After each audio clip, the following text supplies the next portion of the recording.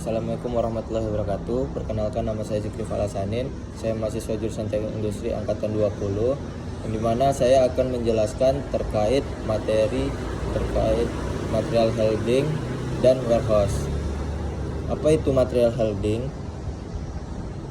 Definisi dari material holding adalah seni dan ilmu pengetahuan dari perpindahan atau penyimpanan, perlindungan dan pengawasan material, penanganan material dalam jumlah yang tepat, dari material yang sesuai dalam kondisi yang baik, pada tempat yang cocok, pada waktu yang tepat, pada posisi yang benar, dalam urutan yang sesuai, dengan biaya yang murah dan menggunakan metode yang benar.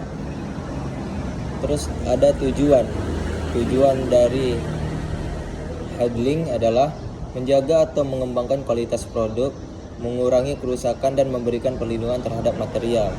Lalu ada meningkatkan keamanan dan mengembangkan kondisi kerja, meningkatkan produktivitas, lalu ada meningkatkan tingkat pergunaan fasilitas dan mengurangi bobot mati sebagai pengawas persediaan. Lalu ada jenis peralatan, yaitu conveyor, crane and hoist, dan truck. Apa itu conveyor? Conveyor digunakan untuk memindahkan material secara kontinu dengan jalur yang tetap. Kontinunya adalah kapasitas tinggi, kecepatan dalam disesuaikan, penanganan dapat digabungkan dengan aktivitas lainnya seperti proses dan insepsi. Kekurangan dari conveyor ada juga, yaitu mengikuti jalur yang tetap sehingga pengangkutan terbatas pada area tersebut dan dimungkinkan terjadinya bottlenecks dalam sistem.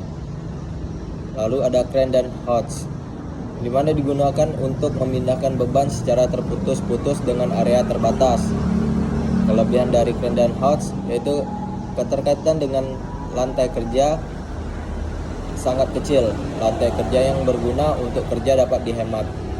Lalu perbedaan crane dan hoist adalah setelah barang diangkat dapat bergerak maju mundur, bebannya cenderung tidak besar. Lalu ada crane, yaitu setelah barang diangkat bergerak memutar, biasanya dipakai di luar gedung untuk mengangkat peti kemas atau material pembangun gedung bertingkat. Lalu ada truk, yaitu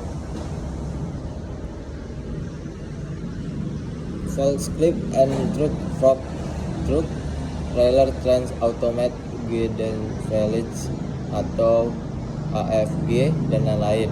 Kelebihan dari truk yaitu perpindahan tidak menggunakan jalur yang tepat, mampu untuk landing dan uplanding, dan mengangkat kecuali memindahkan material. Gerakan tidak terbatas, memungkinkan untuk melayani tempat yang berbeda.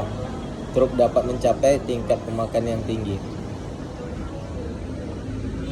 Lalu ada material handling planning sheet atau kita biasa sebut MHPS, adalah tabel yang digunakan untuk menghitung besarnya biaya penanganan atau perpindahan material berdasarkan peralatan material holding yang digunakan.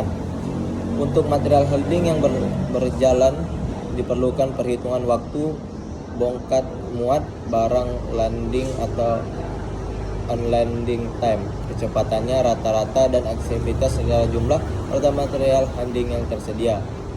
Pertimbangan perancangan sistem material holding itu ada 3, yaitu karakteristik material, tingkat aliran, dan tipe tata letak pabrik. Yang dimana karakteristik material mempunyai sifat fisik, ukuran, berat, bentuk, kondisi, resiko, keamanan. Lalu yang kedua ada tingkat aliran material, jumlah aliran rendah dan jarak perpindahan relatif pendek, jumlah aliran rendah dan jarak perpindahan sedikit lebih jauh, jumlah aliran sangat tinggi, dan jarak perpindahan sedikit lebih jauh. 3, yaitu ada tipe tata letak, yaitu ada fixed position layout, ada proses layout, dan produk layout. Lalu ada tingkat mekanisme, manual dengan ketergantungan tenaga fisik, mekanik, truk, conveyor, dan crane, mekanik dengan bantuan komputer, otomatis, dan otomatis penuh. Oke, baik, mungkin segitu saja untuk terkait materi kita, yaitu material holding. Selanjutnya yaitu materi warehouse. Sebelumnya kamu udah pada tahu nggak apa itu warehouse? Nah, kita harus memiliki warehouse di bidang perindustrian, di mana analisa memiliki warehouse menurunkan biaya. Yang pertama itu menurunkan biaya transportasi, memungkinkan koordinasi antara supply demand. Seringkali gudang merupakan bagian dari proses produksi. Warehouse dapat meningkatkan penjualan menurut biaya produksi. Menurunkan biaya transportasi, itu tanpa warehouse pengiriman harus dilakukan langsung ke konsumen. Alat angkut tidak terisi penuh, biaya transportasi mahal.